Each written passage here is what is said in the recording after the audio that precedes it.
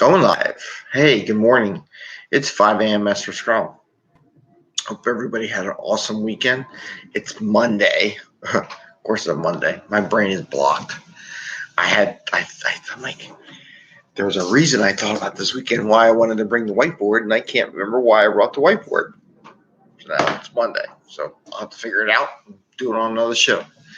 Got plenty of days to find material, so there's plenty of time. Anyway, this is 5 a.m. Mester Scrum.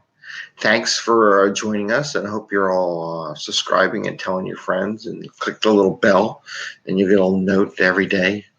When I go live, my phone actually will go off because I follow myself on this thing, and it's actually pretty cool. It actually shows a little thing on there in a little bit that I'm live, and it depends how long it is. It'll show it, but it's pretty cool. See, there you go. It says 6:03. So if you look, I don't know if you can see my screen. Does it allow you to do that? I don't know. But anyway, there's a little thing that says live 5 a.m. Mester Scrum, and a little live got my picture on it, so you can't really see it per se. Maybe there's a little icon right there. Gotta do it at hang off. I just straight on. It's too bright. Anyway, so if you do a little bell, it'll pop up on your cell phone, and you'll see where I'm going live, so you can join us. Anyway, it's Monday. Happy Monday. Hope everybody's doing good again. I think I said that like 5 times. Brain block today, but I want to talk about probably just one thing today, but a couple things. Just the fun stuff. Remember, it's Monday. Something to try with your teams. What fun did you have over the weekend? What fun things? Next plan is like Monday. I gotta think about fun stuff. Like, yeah, think about fun stuff. It's Monday. It's gonna be bad anyhow. And then what's blocking you from having fun, right? Maybe get some thinking about the week. What I gotta get done this week, so they can go out and have fun. So this past weekend, I took the kiddos out. We went left mom home so she got some free time away from the kids because I had to do some training. But we went out train store. We went to a train show. Walked around there a little bit. We bought a nice little switch. I'll have to show a picture of it one time. Should have brought it down. Except then I have to plug it back in. Set up in this new room. And all the instructions were in German, right? So, of course, I can't read it. I have no idea. And I'm not electrical. I'm a mechanical engineer. But I can do some electrical, but I'm mechanical. And so I'm looking at trying to figure it out. It was going along. I'm like, something's not right. I know I got it all put together the way it's supposed to be. So all I had to do is flip 2 wires, put them in, and it worked perfectly. It's pretty cool. We need to do a video and demo that. Anyway, but it was just 2 little wires, right? But it just goes to prove, Agile is about sometimes just going for it and trying it. I mean, no one's going to get it, as long as no one's going to get hurt, and it's not like a super critical thing where if you do it wrong, people are going to die or something like that. Most of the time, we don't have any of that stuff. In the end, there are some unknowns, and you got to plug it in and try it, because until you plug it in and try it, like I had with the switch on the train set, is that to put power to it, I really didn't know whether or not I had the wires all put together. So it was like a little mini test where I ran it. Something was working. And I flipped the wires around, ran it. It worked perfect. It was great. So it was, but I had to do a demo and try it out and test it, right? So it's just like software. You want to get it in testing so that you figure out whether or not you got the thing working right. And that's what I was doing. And then one of the other things I found out is as I did it, right, not knowing everything, then I realized there was a little light bulb because we bought it, it's used, it's from the show, but it was in its packaging, everything was good. Needed a little light bulb, so now I have to go to the store and buy a little light bulb so the light works.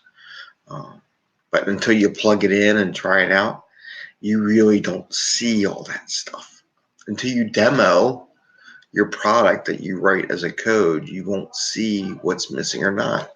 And that's part of the things about I guess it's a long way around to get to the, Agile and demos and stuff like that. So when you do the demonstration, things should not work right all the time. It's not that it's going to be perfect, and everybody wants to have perfection at the demo or the review. Don't expect perfection, right? You want the customer to give you feedback, right? If you get no feedback in a demo or a demonstration, it means you probably failed your demo because they didn't take enough interest into it and didn't find a little thing that was not there or wanted to do something different, or saw your demo, had a brain thing that said, oh, wow, I didn't know you could do that. We should do this instead. And then the business owner will write some new requirements for the next sprint saying, hey, can we try this? Because this means something else. And that's what goes on in the demo. So I know some places the demo may end on Friday, maybe mid-sprint. Who knows what your schedule is? I know some of my places, the demo is coming up because their sprint ends in the middle of the week. But you have to try it. You have to get feedback. You have to see what goes on and what works, what doesn't work, and what's failing. And you want to do that. So the one topic I really want to talk about today, says I think we talked about a couple topics that we can really dive deep in the first 5 minutes, but I don't want to do that, is sprint planning. I see a lot of teams that take way too much time in sprint planning. Sprint planning has two parts. I won't get into, and the two parts are basically selecting the stories you're going to do and picking that group, and then later on the tech team, including QA, and if you have them split like that, they go off and task all the work, right? And I always let everybody have the first day when I lay things out. People are like, oh, but they could start work right this time. I'm like, no. Just take the day, plan everything out, think about what you're going to do for the rest of the week. Just take some time, some brain time to analyze that. But let's talk about that first part. Sprint planning, when you got your stuff together, should take less than an hour, probably a half hour. Okay, half hour is probably about right. Anything longer than that for figuring out what you're doing, you're throwing a lot of stuff in there that doesn't need to be done. So let's think about this. In the half hour, this is why it should only take a half hour. Coming into sprint planning, your list of stories should have already been refined, probably already sized. The product owner should have prioritized your list, right? Also, your Scrum Master and your product and your team, everybody should have visibility into your average velocity, right? So with those factors, it really should take a half hour. If your product owner throws a story on your list that hadn't been refined, it'll bump it up a little bit. Theoretically, shouldn't bump it up too much. Theoretically, if you do this right, it'd probably take you 10 minutes to do sprint planning. Yeah, probably 10 minutes. So think about it. Stories have been refined already, so you already looked at them. They should already been prioritized, and you should know your average velocity and how much stuff you can do. There may be some delta, right? Talk about some things you might want to add as a team that weren't in there. And the reason why I say it should be really quick, because if your product owner, introduces stories, they should see the sprint average of the team, and they should be giving you a little bit below that average for your velocity, right? Maybe you as a group maybe you have a team norm where you say, hey, we're going to be at 90% or 80% of our average velocity because we know we get unplanned work that comes into the sprint. Actually, if you could do that, that would be awesome. I mean, you would be flying, right? Seriously, you would be flying, because you can always grab something from the next sprint and bring it into this current sprint. So you already have your thing. So They give you something to prioritize. All the team does is acknowledge it and say, yeah, we can do that, or no, we can't, or we did some analysis like holidays coming up, Labor Day's coming up, and the holiday in India is coming up. So we can't take our average on.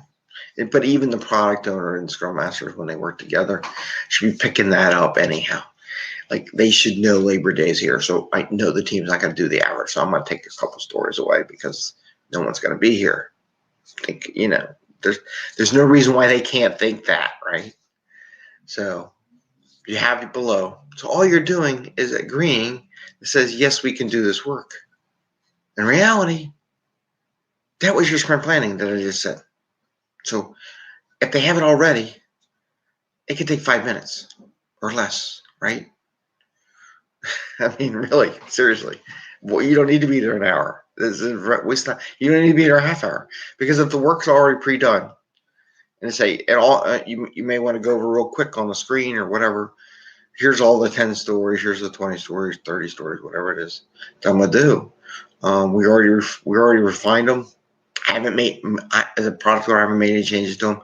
So are what you already seen. We're just agreeing because you want to look at what you were able to accomplish the sprint prior, right? You don't want to just go ahead and assume.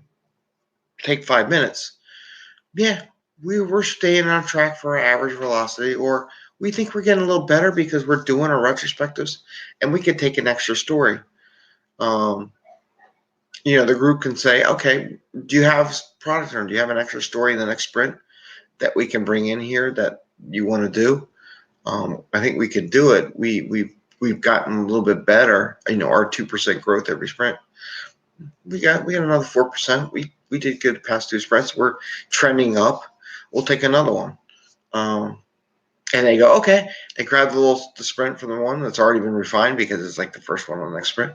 And he brings it, or she brings it into the sprint. And that's it. You're done. Sprint planning's over. So theoretically, 5 minutes. Maybe I should do 5 minutes sprint planning. This would be the title of this article. Sprint planning should be done in 5 minutes. Now, tasking, again, on the other side, I would let my teams take all day, as long as you want. But I want it done by the end of the day.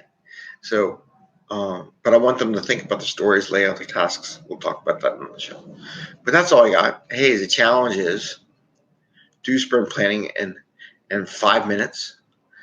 Be prepared and prepped. Whoever your leads are, have everything ready. So everything's refined. The stories are in priority order. They're below the percentages. And you should have your sprint planning done in 5 minutes.